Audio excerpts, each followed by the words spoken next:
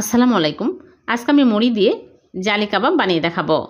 অনেক রকম নাস্তায় আমরা বানিয়ে খাই মুড়ি দিয়ে, কিন্তু এইভাবে জালি কাবাব বানালে খেতে হবে দারুণ মজার। আশা করছি আপনাদের খুবই ভালো লাগবে। ভালো লাগলে লাইক, কমেন্ট, শেয়ার করতে ভুলবেন না। তাহলে চলুন বেশি কথা না বাড়িয়ে শুরু করি।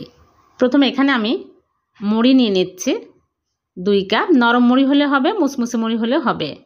এখন আমি এই মুড়ি পানি দিয়ে ভালো করে ধুয়ে ভিজিয়ে রাখবো 10 মিনিট। 10 মিনিটে একদম সফট হয়ে যাবে। 10 মিনিট পর আমি পানি ভালো করে ধুয়ে ঝরিয়ে নিব। এরকম করে ঝরিয়ে নিয়েছি। এখন আমি এর মধ্যে দিয়ে দিচ্ছি একটা টমেটো কুচি করে, আর দিয়ে দিচ্ছি গাজর কুচি সামান্য, আর এখানে নিয়েছি একটা আলু সিদ্ধ করে ম্যাশ করে। পেঁয়াজ কুচি দিয়ে দিচ্ছি 1/3 কাপ, একদম কুচি করে দিতে হবে। আর ধনিয়া পাতা কুচি দিয়ে দিচ্ছি, স্বাদ মতো লবণ দিয়ে দিচ্ছে। আর এখানে নিয়েছি জিরার গুঁড়া 1/2 চামচ, ধনিয়া গুঁড়া 1/2 চামচ, আর দিয়ে দিচ্ছি চাট মশলা 1/2 চামচ, আর দিয়ে দিচ্ছি চিলি ফ্লেক্স 1/2 চামচ, ঝাল বুঝে দিতে হবে। আর একটা কাঁচামরিচ কুচি করে দিয়ে দিলাম। এখন ভালো করে মাখিয়ে নেব। আর এখানে আমি হলুদের গুঁড়া দিয়ে দিচ্ছি সামান্য। তারপরে আমি এখানে চালের গুঁড়া নিয়েছি 1/3 কাপ, অল্প অল্প করে দিয়ে মাখিয়ে নেব।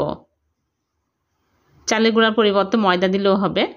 ভালো করে মাখানো হয়ে গেলে আমি হাত ধুয়ে হাতে তেল লাগিয়ে নিয়ে এইরকম করে অল্প অল্প করে নিয়ে চপের শেপ দিয়ে নিচ্ছি। হয়ে গেল একটা। এরকম করে সবগুলো বানিয়ে নেব।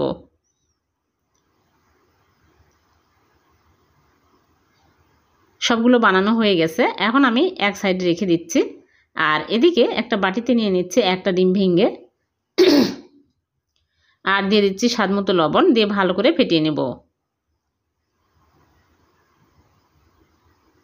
ভালো করে ফেটে নিয়েছে। এখন আমি এক সাইডে রেখে দিচ্ছি। দিয়ে চুলে আগে থেকে তেল হাই হিটে গরম করে নিয়েছে। এখন একটা করে চপ এই ডিমের মধ্যে চুবিয়ে গরম তেলের মধ্যে দিয়ে দিচ্ছি। সবগুলো আমি এইরকম করে দিয়ে নিব। খুবই মজার এই মুড়ির নাস্তাগুলো, আপনারা একবার হলো বাড়িতে বানিয়ে দেখবেন। ঝটপট বানিয়ে নেওয়া যায় আর খেতে হয় দারুণ মজার। বাড়িতে যদি সামান্য মুড়ি আর হাতের কাছে থাকে মশলা, তাহলে এই নাস্তাটি বানিয়ে নিতে পারবেন। এখন আমি উল্টে পাল্টে এইরকম করে ভেজে নিচ্ছি। আর উপর দিয়ে আমি ডিম এইরকম করে দিয়ে দিচ্ছি, তাহলে জালি জালি হবে, খেতে ভালো লাগবে আর দেখতেও ভালো লাগবে। ফুলে একদম বড় বড় হয়ে যাচ্ছে। সবগুলো আমি একসাথেই দিয়েছি। এখন আমি এইরকম কালার হলেই তুলে নিচ্ছি।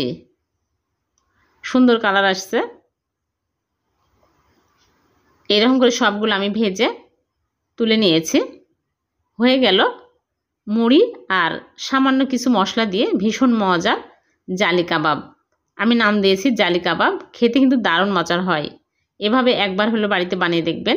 ভিডিওটি ভালো লাগলে লাইক, কমেন্ট, শেয়ার করে দেবেন। আবার দেখা হবে। আল্লাহ হাফেজ।